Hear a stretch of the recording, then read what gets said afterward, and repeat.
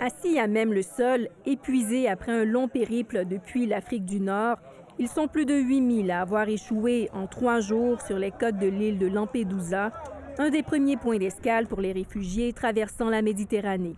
C'est plus que la population locale et le centre de la Croix-Rouge prévu pour seulement 400 personnes déborde.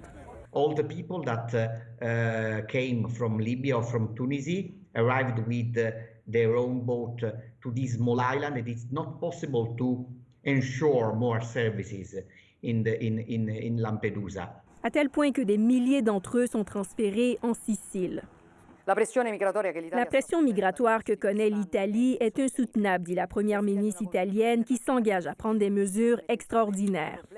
La présidente de la Commission européenne, Ursula von der Leyen, se rendra sur place demain pour constater l'ampleur de la situation.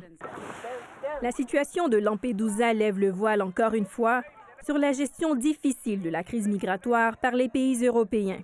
Évoquant une forte pression migratoire, l'Allemagne a annoncé plus tôt cette semaine qu'elle suspendait l'accueil volontaire des demandeurs d'asile en provenance d'Italie, pourtant prévu par les accords européens avant de se rétracter samedi. L'Italie demande maintenant à l'Union européenne de mettre la question migratoire à l'ordre du jour de son sommet prévu en octobre.